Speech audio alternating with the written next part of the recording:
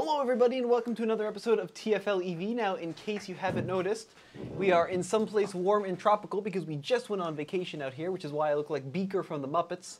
And do apologize for the hair. And I look like who? I look like the chef from the Muppets. Anyway, we wanted to give this special episode a go today because, as you know, we've had Rivian Week, and over the last 6 days, we've actually done about everything you can do with the new Rivian electric pickup truck. And before we go and kind of talk about our experience and about the results of all of the testing that we did, we should first clarify that we actually do have a lot of electric car experience, right, Tommy? How many do we own now? We've owned a lot of them, yeah. So we've had a few Teslas and then a few of the compliance cars, and we have a Mini SC we're testing. So we have a fair amount of experience daily driving and testing full electrics. Yeah, we've actually owned both a Model X, a Model Y Performance, and a Model 3 for a year. And then, of course, a bunch of the Spark EV, the Smart EV. You know, I forget all the electric cars. So we have a lot of experience with electric cars. We understand pretty much all the intricacies of it. So when Rivian kindly enough said, hey, we're going to give you the new all-electric truck, we were super excited. So the first thing we did with it, Tommy, and we've put this video out already, is we went drag racing. Yeah, so they dropped it off on Monday, and it was very cool because they actually flew out a great guy named Brian, as well as the PR guy, which is really cool. So we got to meet both of them, and they talked us through the whole truck. They answered all of our questions. Brian was like, I think... Employee number 3, I think. Yeah, he was one of the really early employees, so he knew everything about the development process. Certainly one of the first top 10. I don't want to misspeak. So it was great to have somebody of that caliber and of that much knowledge actually talk to us. And then I just got an email from their PR team, Tommy, and they do want to kind of do a debrief after this week. And what I can do is, if you guys have any questions about the Rivian, let us know in the comments below, and I'll try to give those to the PR team and see if we can get them answered on another episode. So they dropped off the truck on Monday, and we did a full kind of in-depth walk around and kind of showcased the truck and some of the cool gadgets and gizmos. And then Tuesday morning, we took it drag racing against the TRX. Yeah, and of course, we snuck in a Model Y Performance because we thought it'd be kind of fun to include another electric car with a lot of torque and a lot of horsepower. And if you haven't seen that video, spoiler alert, it beat both cars. And it beat the TRX. I should say both vehicles. Which was very cool, absolutely, yeah. So 835 horsepower. 0 to 60 on our unprepped surface was 3.6 seconds is what our solo DL performance timer was saying, which was incredibly good performance out of what is kind of a mix between a mid-size and a full-size truck. And from an acceleration standpoint, there's pretty much nothing on the road that'll beat it. Yeah, so the TRX was like 4.4 to 60, and of course, the Model Y was 3.99, which is a little slower than Tesla claims. Now, a lot of the comments, we read the comments, say that we need a longer test track, and we agree, we absolutely need a longer test track, but it's Colorado, and our quarter-mile drag strip, Bandimere, is now closed for the winter, and we're lucky enough to actually have something that's not snowed over. Yep, and we were certainly hitting some pretty high speeds by the end of the track, and it was very cool to see the performance of the R1T. Now, one thing I do want to point out is Actually, Tommy went off the track. I asked them specifically about the launch mode. Is there any kind of like launch setting? And they said what you do is you put it in sport mode, you put the suspension in the lowest height, and then you just floor it. So I asked, is there something you need to do, like any super secret mode? And they said, nope, sport mode, lowest setting, floor it. And this was on basically, pretty serious off-roady tires, right? There was Pirelli kind of AT tires specifically designed for the Rivian. They're 34 inches, and to go that quickly is pretty astounding, Tommy. So after our drag racing that morning, I took it up to our buddy north of Fort Collins. He has a yak ranch. His name is David Morrow, and he's a great guy. He has one of the handiest guys I've ever met. He's built many homes all by himself. He has this insane log cabin he built, super handy. He has a bunch of yak, and he uses trucks like traditional trucks. So he's got a full fleet of 8-foot bed vehicles with big scratches in the bed, and they're very well used. But we go up to him because he's got a lot of experience with trucks, and he also has a lot of jobs that need to be done that involve beds and pickups. So we put it through its paces. Yeah, we want to know if the Rivian, which is basically a lifestyle adventure truck, will actually work as a work truck. And the video for this, by the way, is over at TFL-studios.com. So if you want to see the drag race, or if you want to see, this, you don't have to go to all the different channels. It's all over at TFL-studios.com. One-stop shopping. So you took it to David, and you guys decided to max out the payload.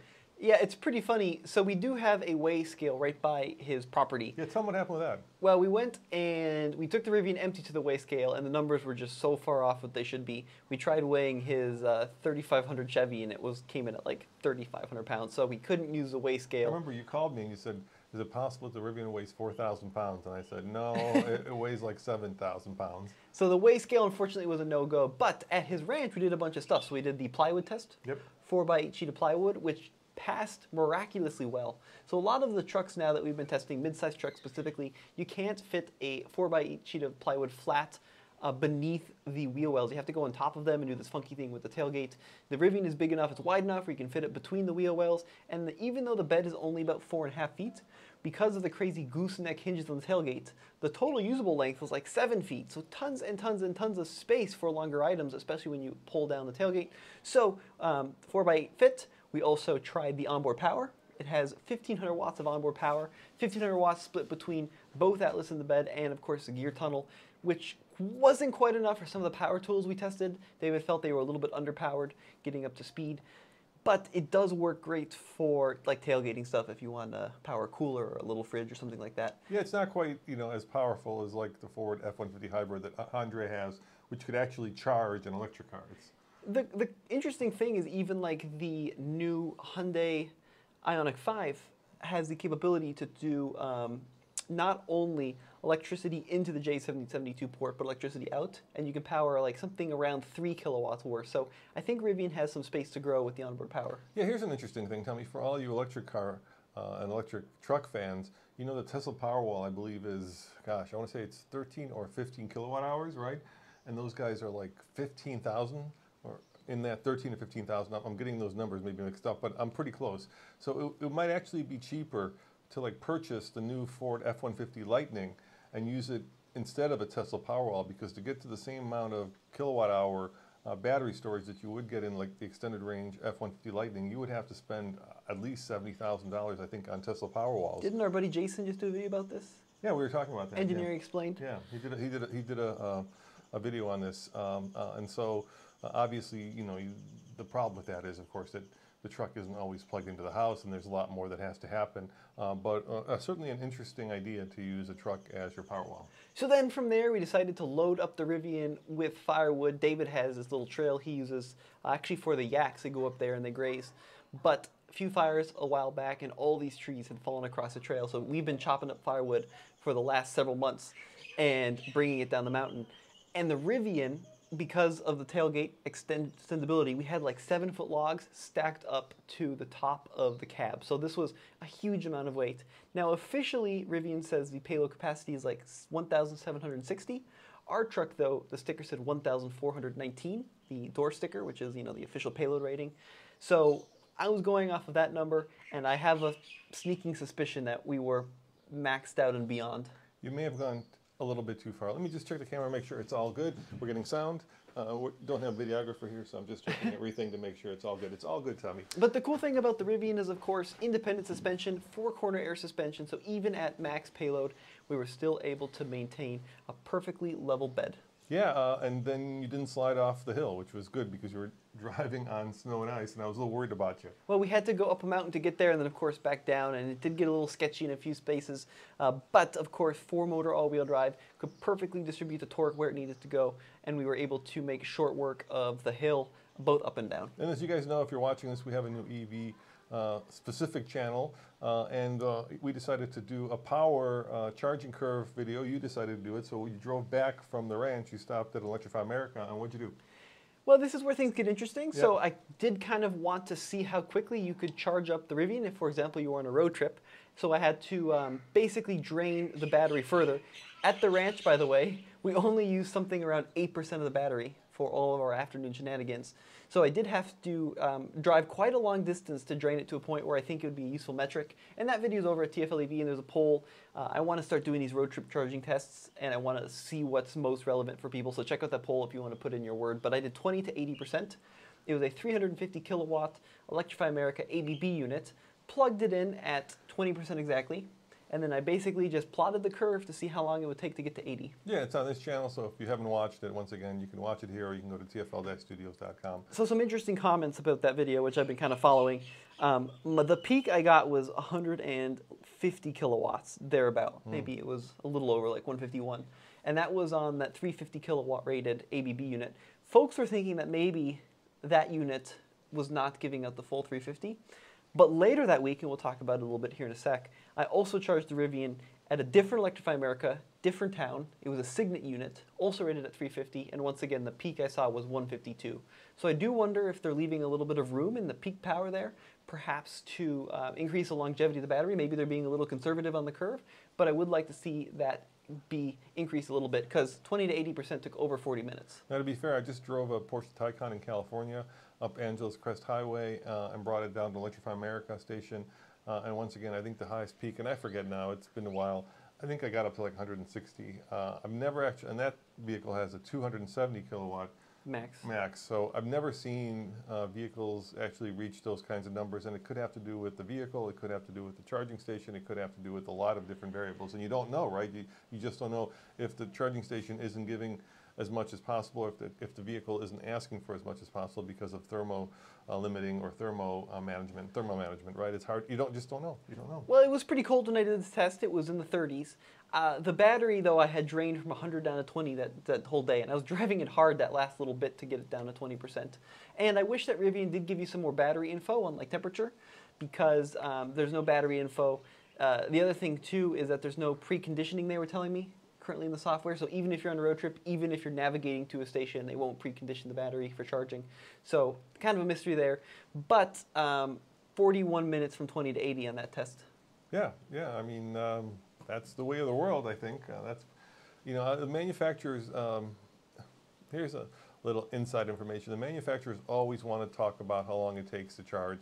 They don't want to talk about numbers, right? They want to give you, it'll charge from 20 to 80% in whatever. But those numbers are really meaningless. We really need to know the kilowatt hours, because the battery size and the kilowatt charging rate, because that's what really matters, right? Not how long it takes, because how long it takes varies so much depending on so many different circumstances. Anyway, let's talk about the next video we did, which is over, once again, TFL Studios. Andre and I decided to compare the Rivian to the Tundra and take it up the Ironclads, which is in Bun School. A lot of people have been asking about that. And there's a bunch of comments there talking about the fact that, we should have used chains, we should have used snow tires. And I think we need to talk about that. Guys, we cannot put snow tires on every vehicle that we test. We get an average of 2 or 3 vehicles a week to test, and it'd be almost impossible, well, definitely be impossible from a financial standpoint to keep buying snow tires for every vehicle we test. And then the other comment was, well, we should have used chains. And once again, is this a vehicle test of chains, or is it a vehicle test of the vehicle? So we test them as the manufacturer specs them from the factory, and now you're not testing chains, you're not testing tires, you're testing vehicles. We're also not allowed contractually to modify in any way, even tires, the vast majority of vehicles. Yeah, you can't take like a manufacturer vehicle and then, go buy specific snow tires for it, put them on, and then get another vehicle, buy specific snow tires, put them on, because they're not going to be the same size. You'll never be able to use them again for another vehicle, because there's so many different sizes of tires. Then, our entire office would be full of one-time use snow tires. It would be a logistic nightmare. But it was a very cool video. I watched it. I think that the Rivian performed really well. Off-road, a couple things that I have to say about it. It's very heavy, 7,000 pounds, right? Yeah. And one of the drawbacks of that, especially in the 20-inch wheels, is you're pretty limited on how much you can air down the tire. I was actually talking to the team about that, and they said right around 28 PSI is about as low as you want to go. Of course, it is a 34-inch tall tire, but still with a 20-inch wheel, not as much sidewall as I would like. One thing that is good, even in its high settings, the ride is fairly compliant compared to a lot of vehicles I've driven with air suspension, and lots of underbody shielding. So this one had the off-road skid plates on it. So what they do is they basically sandwich various different types of metals to create a really thick shield, which they test to great measures on the underside of the vehicle to make sure you're not going to puncture a pack. Now, somebody said, Tommy, that you should have been there to activate Toyota's MTS, right? Multi-terrain select. Yeah, and we did actually use it, but we didn't show it on the video. It actually worked really well, much better than the Rivian going downhill, going back down the Ironclads. It controlled the wheel spin magnificently, but this was a test of the Rivian, not a test of the Toyota. So in the editing process, we chose not to actually include that bit, because we didn't want to, do a test of the Toyota. We wanted to show a test of the Rivian. And then other people, of course, were talking about the fact that we should have aired down. And yes, we should have aired down, but we were trying so hard to do as much with that Rivian as possible. And airing down when it's very cold is a long process, and we had to get the Rivian back for another test, specifically the Ike Gauntlet, which we'll talk about in a second. So we didn't air down. It would have helped, but it's not like people in the comments seem to think that airing down is some magic bullet that's going to make the thing unstoppable. Once again, it helps, but are you testing tires or are you testing the vehicle? Well, once again, too, if we follow their instructions and only air down 28, it's not a huge difference from like the high 40s, which I think is the street pressure. I have to double check on that. But all-wheel drive programming is excellent. I was a little worried, with no traditional diff lock button with the 4 motors tied together, that you'd have some kind of... Well, 15 inches of ground clearance, but once again, the issue, when you have air suspension, it's all the way jacked up on its hippie toes, you lose articulation. But it's better on the Rivian. They did a pretty good job with it. They said their system is pretty similar to like the KDSS system on the Toyota, which modulate articulation. So it's not as bad as I was expecting. I'm pretty impressed with it. Yeah, once again, I'm not in love with jacking up vehicles to their max height because it makes for a bone jarring ride. The good news is you don't have to go all the way up. There's like one off-road setting above the highest. There's 2 off-road. There's off-road 1, off-road 2. And if you go like into the first off-road setting, it's much better. But considering it is a fully independent suspended vehicle, I thought the articulation was pretty good. I also think that the all-wheel drive programming is excellent with managing slippage and power distribution, really well dialed. Now I'm going to do, if you listen to our podcast, and you should check out our podcast, Tommy and I do one called Talking Cars, no, TFL Talk, and Andre does Talking Trucks. And if you do listen to it, you'll know that Roman does a thing called Roman's Rant. I hate talking about myself in the third person, but I'm going to do a little bit of a rant, Tommy. Okay, what's your rant? Oh, don't be so discouraged. You'll like this rant. My rant is I've been listening to a lot of podcasts, and I hate when people say things like, I just did this incredible test, but I can't tell you anything about it because I'm still editing the video, or I haven't put the video out, or there's an embargo. And as an old school journalist, I'm like, if you can't talk about it, then don't bring it up. Why are you, I've been listening to a podcast where, basically you spent a half hour teasing something that wasn't going to be published for another week. If you can't talk about it, don't talk about it. So that's my rant, and it's a segue to the Ike Gauntlet video, which we haven't published yet because we're still editing it, but we're going to tell you about it right here because we feel it's important that you know, and we're not going to tease it. We're not going to make you wait for it until the edit video comes out. So the Ike Gauntlet is our premier towing test, and it's a real challenging test. So basically there's a stretch of Interstate 70 between Silverthorne to the top of the Eisenhower Tunnel, which is, I think, what, 8 mile grade at 7%. Yes. So it's the steepest allowable highway grade in the U.S. And if you've ever driven this section of highway, you know that trucks and vehicles towing trailers are constantly in the right lane, in some cases doing as low as 25 miles an hour flat out, hazards on, lots and lots of breakdowns up that stretch. It is really one of the ultimate tests for towing capability. So we used our standard trailer for this test that we use with full-size trucks because the Rivian's rated to tow 11,000 pounds. And what's our trailer? Our trailer's a 3,000-pound dual axle. Yep, and then of course we It weighs 3,000 pounds. It's capable of hauling, I want to say 14,000. But it's pretty beefy, yeah. It's pretty beefy. It's a dual axle, yeah. It's got a 3,000-pound weight, and then it's capable, like I said, of 14,000 pounds. And then we park our lifted F100 on top of that, which is this old farm truck. And we've been using it for quite a long time now. Which is about a 6,000-pound vehicle. A little less than that, about 5,000. The total trailer weight, and we have verified this many, many times, is 8,100 pounds. So it's a heavy, it's heavy. It's certainly, at the kind of the sweet spot for full-size trucks, and certainly much heavier than most mid-size trucks can go. So mid-size truck will tow up to about 6,000 pounds, right? Full-size trucks go, depending on the truck, right now like 14,000 if you really max out F-150 with the right specs. And the Rivian kind of falls in between a mid-size and a full-size truck. Yeah, but the capacity is certainly full-size truck level at a towing rating of 11,000. There's no mid-size truck which is going to go anywhere near that. I think, like you said, mid-size trucks top around 7,500. Yeah, I think the best. The Ranger, like 7,500. No, I think it's the Sport. A Gladiator has got the highest. I want to say it's 7,600 for the if you get the the one that's very light and doesn't have all the bells and whistles. Anyway, the Rivian at 11 is pretty nuts. So rather than starting the test at the top of the mountain before we go down the Ike, which is what we typically do, because we measure brake applications going down and then of course power performance going up, we decided to start the test at the office because this is what we do with every truck. We just don't show it because there's typically not a lot of action that happens between the office and Boulder, Colorado, up to the high country. Yeah, and we wanted to see if we can actually get it to the Ike Gauntlet, the Eisenhower Tunnel, and back on one charge. And keep in mind, when we started it, it was fully charged, and it showed, what, about 298 miles, something like that? We were at 99% state of charge, and we left the office, and to basically cut to a long story short, we drove up to the top of I-70. 75 miles, is it? About 75 miles. And then on the way down, going down the iGauntlet, that steep 7% grade, 8 miles, we regened 2% back into the battery. So how much was left when you got to the top of the Eisenhower Tunnel? I don't want to misquote the number. Okay. So I'm going to have to review the footage to answer that question. But I do know something interesting. So we got to the top of the mountain, going all the way down that really steep grade, towing 8,100 pounds. We got to the bottom with 2% additional. So we were in like the mid to high teens % state of charge when we got to the base. Okay. Right. So you basically used most of the battery at that point. Yeah, most of the battery to go. What's that? Roughly 80 miles. Yeah. And then of Keep course. in mind that's all uphill. Yeah, I mean, part. from Boulder, Colorado to Silverthorne, Right. we're gaining serious elevation. Yeah. Boulder, Colorado is like right around 5,300. Yeah. The top of the mountain where we start the Ike is at like 11,000. And there's an Electrify America station by the Walmart in Frisco. and so we didn't think we'd make it. You did. I wasn't on this one. This was your video, Well, and Andre. we were thinking about it, right? And we had like high teens % state of charge. And we were just not going to make it up the Ike and then back down into Golden, Colorado, Where which the next is Electrify America station 50 some miles away, yeah.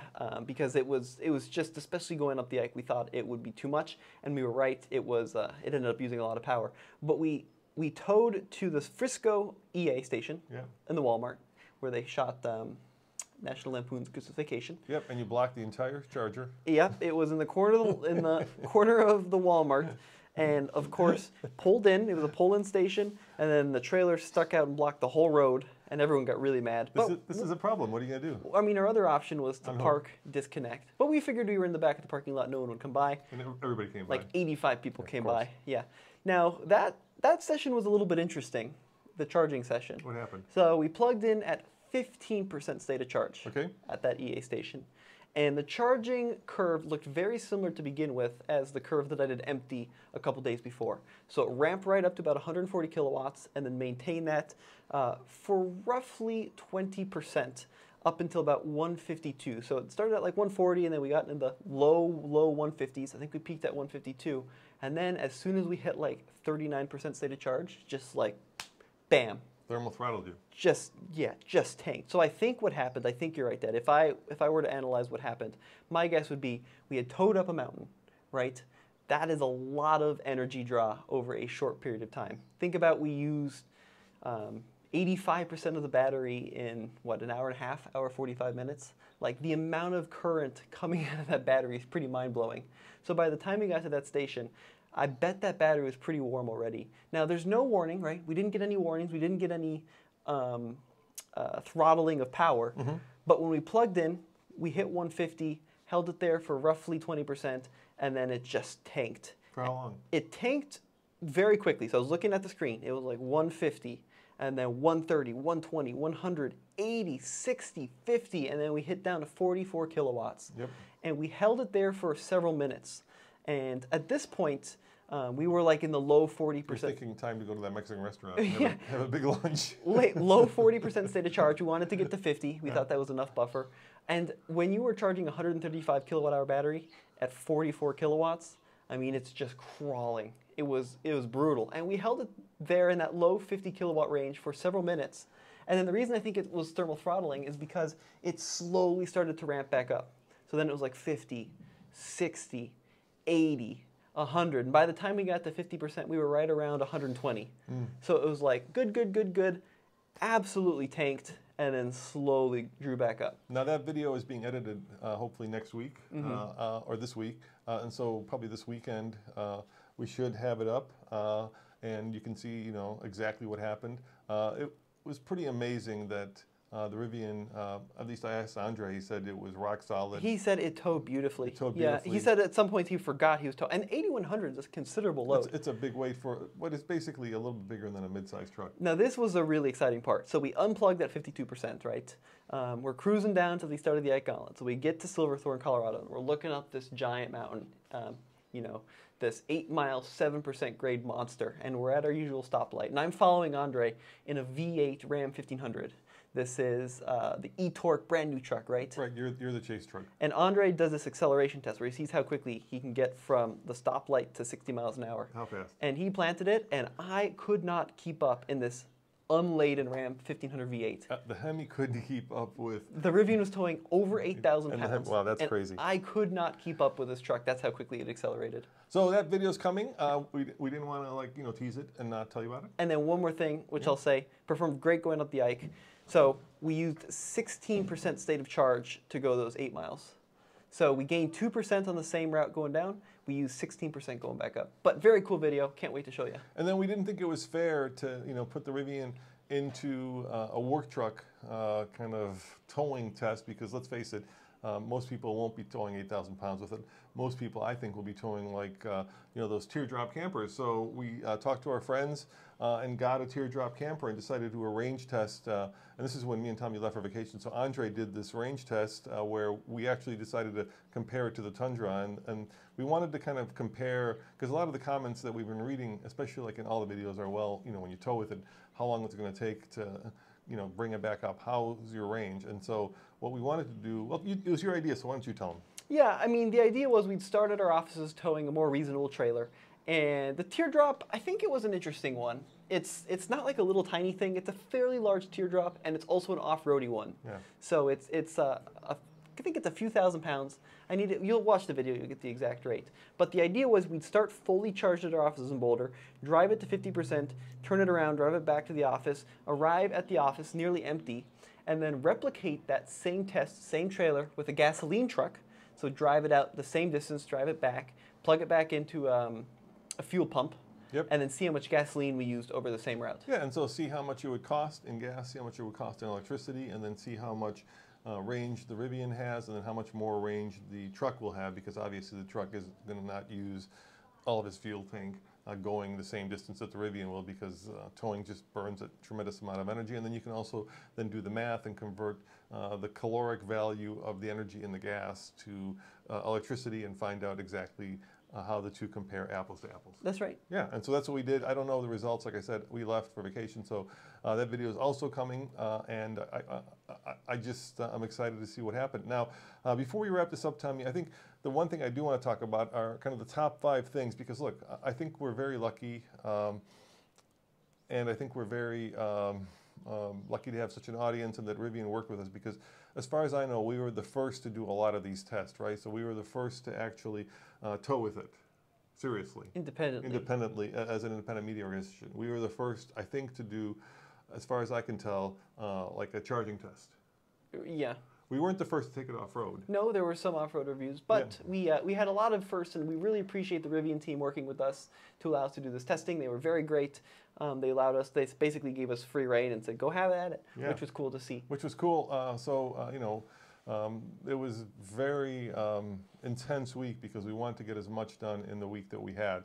But let's talk about the lessons that we learned. So I'm gonna do like in the typical TFL fashion, top 5. We'll start with number 5. Okay, I'm gonna put you on the spot. Okay. So you think about number 4. I'm gonna get number 5. Okay. So the first thing that I learned, which is interesting, is when we brought it home, we have a level 2 charger. Obviously, we've had Teslas, but this is the biggest battery that we've had. It's 100. They haven't announced it, but roughly 135 kilowatt hours. Kilowatt hours, yeah. But the one thing I did learn was that even on a level 2 charger, you're not going to charge it up overnight.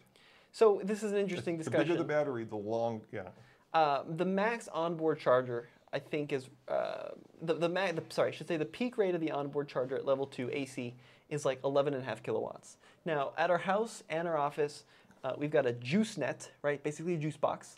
It's 40 amp service, so right around 9 kilowatts is its max output. So we charged up the Rivian on level 2 at 9 kilowatts, and I remember we plugged it in at 56% once, and to get to 100, it would have taken over 10.5 hours, even at 9 kilowatts. Yeah, so if you extrapolate from that, if it was completely empty, it would probably take you over 20 hours to charge it on level 2. Right, which is a very long, I mean, you got such a huge battery. Which is important, because there are trucks coming out like the Hummer EV that have a 200 kilowatt hour battery, right? Imagine how long it's going to take to charge that on a level 2. You don't really realize how big of a battery that is until you actually have to try to plug it in. Because usually on a level 2 charger, when we've had the Teslas, when we had even the i3, right, the Mini, the Spark, all that stuff, even the Model X will always charge overnight completely, no matter what state of charge. These big battery trucks, they're going to take long. That's true. Yeah. All right, you got number 4? Yeah, number 4 thing I learned is that even though this company might be relatively small in volume compared to like Ford, GM, Chrysler, I was really impressed with the fit and finish of the vehicle, considering that this is their first commercial vehicle. I remember 11 years ago, we had the chance to do a test on a Roadster, Tesla Roadster, and that thing felt like such a kit car, and it was clear the Lotus influence and the Tesla influence really didn't line up very well in a lot of cases, and the panel gaps were terrible, and the fitment was terrible. And even some of the new Teslas we've had have had major fitment and panel gap issues. The Rivian, for the vast most part, was really well screwed together. Yeah, I agree. You know, for a first go at building a brand new vehicle, at least these first units that we had, and keep in mind now, we're trying to make Chad a YouTube star, right? So what happened was Rivian brought us a truck that they built from the factory, but when they were unloading it, unfortunately, it, I guess, got into a small kind of fender bender, and you really didn't want us to film it. Well, so it was a media-specific, I mean, they were all built at the Normal, Illinois factory, but it's a media-specific unit, right? Yeah. And then it got into an accident coming off of the truck. So one of the gentlemen at the service center in Denver said, they can take my truck, that's fine. Yeah, it was Chad. He's a Rivian employee. They just gave us our truck for Gave us his truck, and then I was very worried about it. So I was talking to the Rivian team, and I was like, hey guys, I don't want to, you know, take this thing and do like crazy off-roading with it or towing. And they're like, no, use it.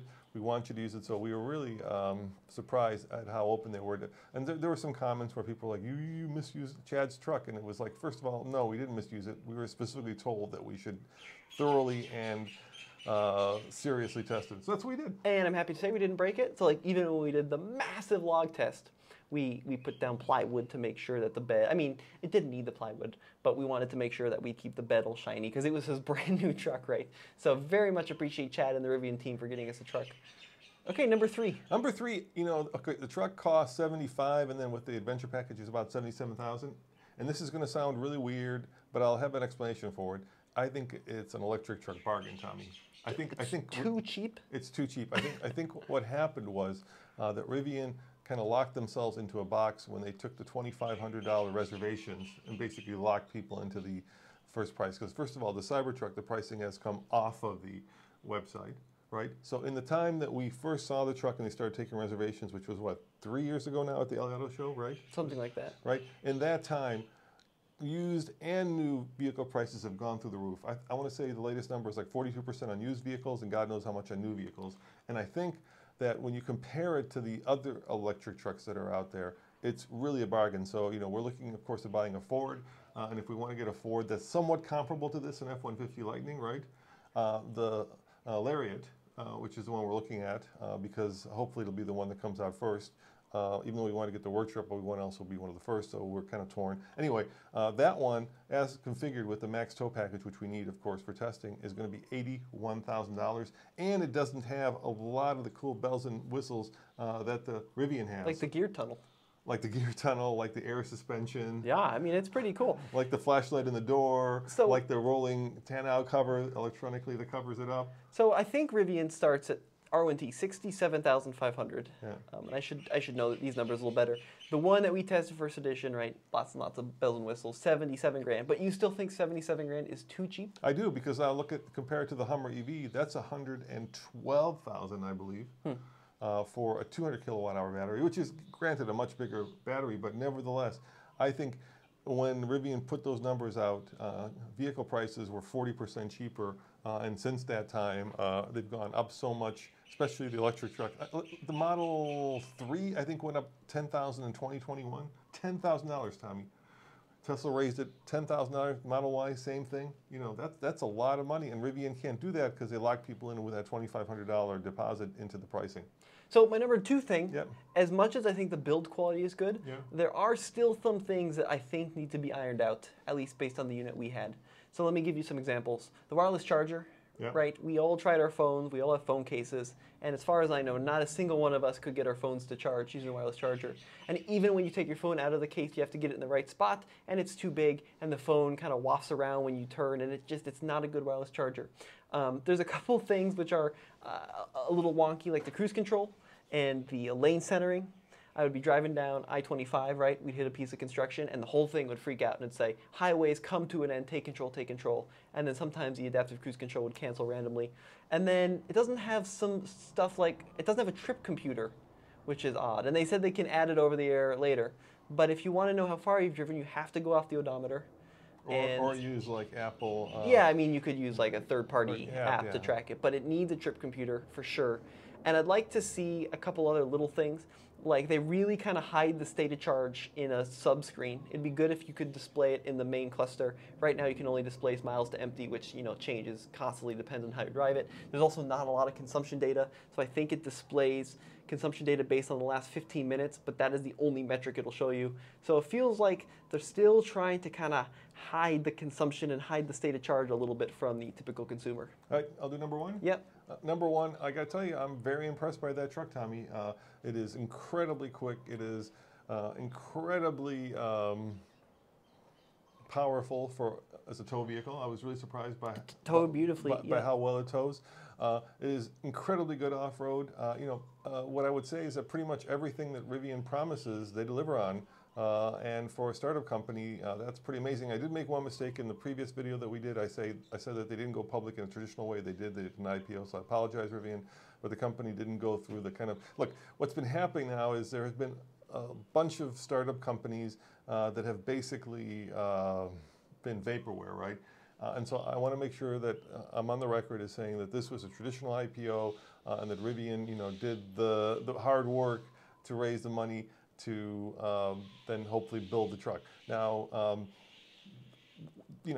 I think the most important thing we can say about Rivian at this point is, they've done a lot of work in the last 10 years because the company's actually been, not called Rivian, but it's been around since like 2009, right? They started in Florida and eventually they became Rivian. Then they partnered with, they got an influx of money from Amazon, an influx of money from Ford. Then Ford said they don't need their help in building their Lincoln version of their truck. Anyway, there's a long backstory there, right? But I think the hard work starts now for the company, right? It's one thing to build 1,000 trucks, and I'm guessing that that's how many they built. We keep knocking the table. Yeah, Sorry, folks. Right, because in the last quarter report, it was less than 1,000 trucks. But now this year, they've basically got a 6-month runway because when the steamroller of the F-150 Lightning comes out, right? They're building a plant at the Rouge facility in Dearborn, Ford.